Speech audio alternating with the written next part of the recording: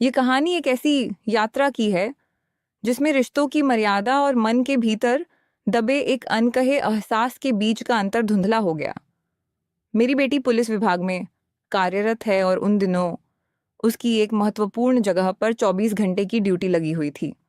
उसी दौरान मेरे दामाद, जो दिखने में बेहद हट्टे कट्टे, लंबे चौड़े और बेहद आकर्षक व्यक्तित्व के धनी थे, हमारे घर रहने के लिए आए हुए थे। मेरा हमेशा से ही मुंबई जाने का और वहाँ की प्रसिद्ध जगहों को अपनी आंखों से देखने का बहुत मन था, और जब मैंने एक शाम चाय पीते हुए उनसे अपनी यह दबी हुई इच्छा जाहिर की, तो वे बिना किसी हिचकिचाहट के तुरंत मान गए। मेरी उम्र भले ही कागजों पर 40 वर्ष की हो चुकी थी, लेकिन अपनी सेहत और रूप रंग के रखरखाव के कारण देखने में मैं अभी भी महज 30 से 32 साल की ही लगती थी। मेरा शरीर एक युवा स्त्री की तरह सुडौल और गठीला था। कमर सुराही जैसी लचीली और पतली थी।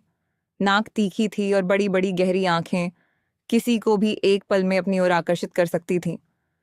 मेरे चेहरे पर हमेशा एक हल्की सी लाली और मुस्कान तैरती रहती थी। मेरा वजन बहुत ही कम, महज 45 से 48 किलो के बीच था, जबकि इसके विपरीत मेरे दामाद लगभग 80 किलो के एक भरे पूरे, मजबूत और सुडौल पुरुष थे। मेरे पति अक्सर अपने व्यापार और काम के सिलसिले में घर से बाहर दूर शहरों में ही रहते थे, जिसके कारण मेरे जीवन में एक अजीब सा सूनापन और अकेलापन हमेशा छाया रहता था। शायद इसी वजह से मन ही मन में अपने दामाद के इस ध्यान रखने वाले, मददगार और खुशमिजाज स्वभाव को काफी पसंद करने लगी थी, और उनके सामने आते ही मेरे भीतर एक अलग ही उत्साह जाग जाता था। जब हम दोनों मुंबई जाने वाले सफर के लिए मुख्य रेलवे स्टेशन पर पहुंचे, तो वहां का नज़ारा देखकर मेरे पैर ठिठक गए, क्योंकि वहां चारों तरफ यात्रियों की भारी भीड़ उमड़ी हुई थी। दामाद जी ने पहले से रिजर्वेशन टिकट लेने की बहुत कोशिश की थी, लेकिन ऐन वक्त पर सीट न मिल पाने के कारण हमें मजबूरी में चालू यानी जनरल टिकट लेकर ही इस लंबे सफर पर निकलने का फैसला करना पड़ा था।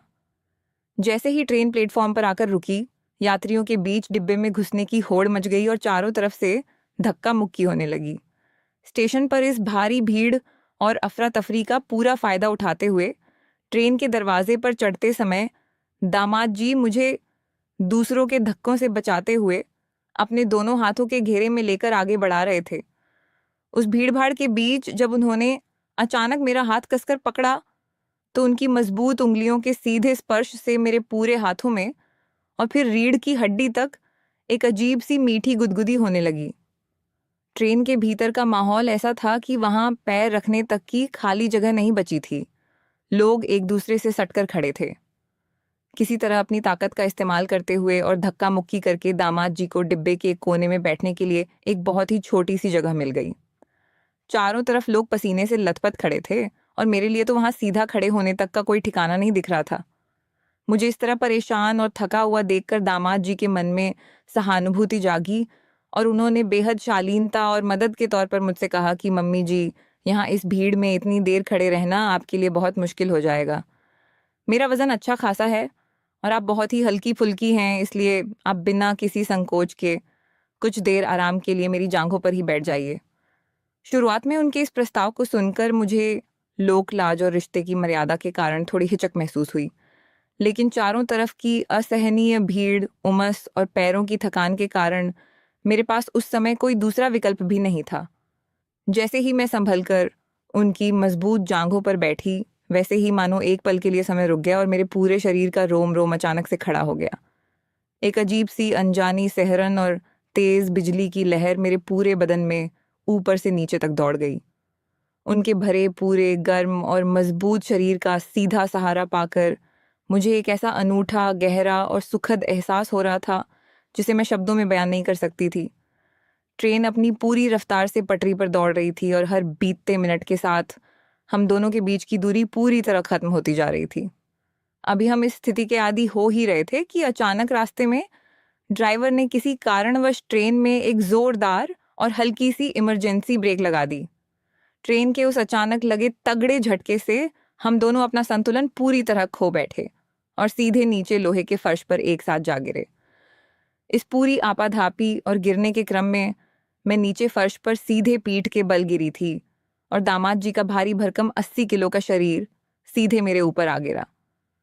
कुछ लंबे पलों के लिए हम दोनों के बीच का सन्नाटा गहरा गया और हम एक दूसरे की सांसों की गर्माहट को महसूस करते हुए पूरी तरह निशब्द रह गए। फिर दामाद जी ने तुरंत खुद को संभालते हुए अपनी दोनों मजबूत बाहों से मेरी पतली सुराही जैसी कमर को कसकर पकड़ा और बहुत ही सलीके से मुझे ऊपर की ओर उठाया।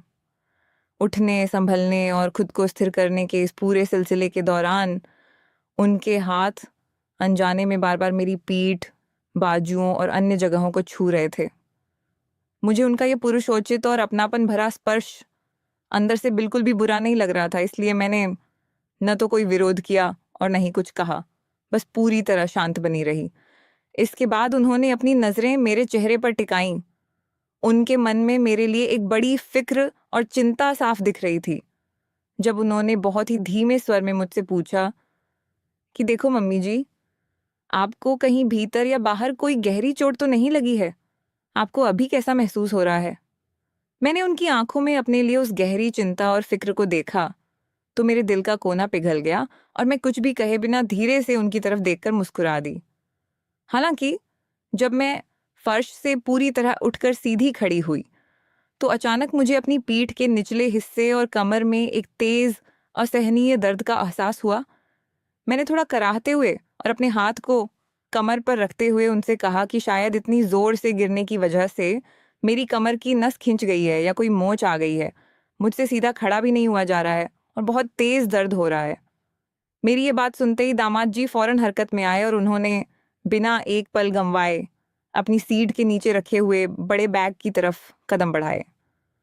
उन्होंने बैग की चेन खोली और उसके भीतर से एक छोटी सी शीशी में रखा हुआ शुद्ध सरसों का तेल निकाला।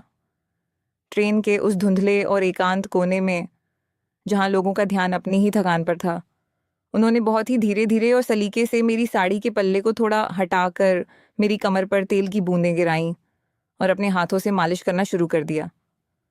उनके उन चौड़े और मजबूत हाथों की कुशल मालिश का असर जादू की तरह हुआ और मेरी कमर के उस तेज दर्द में मुझे काफ़ी हद तक राहत और आराम मिलने लगा।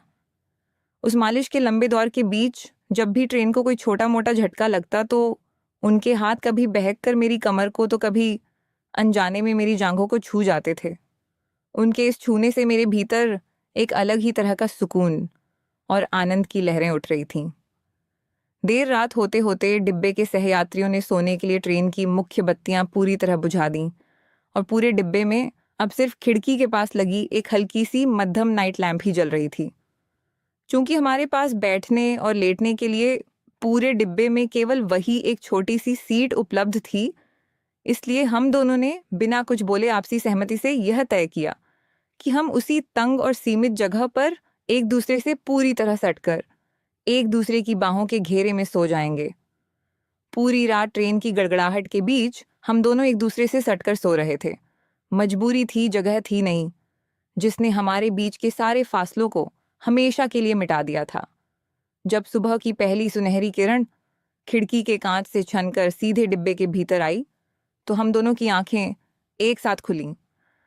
रात भर के उस बेहद करीब और जादुई एहसास के बाद जब हमारी नजरें एक दूसरे से मिलीं तो हमारे चेहरों पर किसी अपराध बोध के बजाय एक बेहद खूबसूरत और गहरी मुस्कान तैर रही थी। हम दोनों अपनी जगह से उठे, अपने कपड़े ठीक किए और विदाई तथा एक गहरे अपनेपन के अटूट भाव से सराबोर होकर हम दोनों ने एक दूसरे को कसकर गले लगा लिया। तभी दामाद जी ने मुस्कुराते हुए खिड़की के बाहर देखा, जहां प्लेटफॉर्म की बत्तियां और बोर्ड दिखने लगे थे, और बड़े प्यार से बोले कि चलो मम्मी जी, अब हमारा स्टेशन आ गया है। मुंबई की यह खूबसूरत और नई सुबह अपनी बाहें फैलाकर हमारा स्वागत कर रही है। इस तरह भावनाओं, स्पर्श और रोमांच के एक अनोखे और अविस्मरणीय सफ़र को पूरा करने के बाद हम अपनी मंजिल पर पहुंच गए।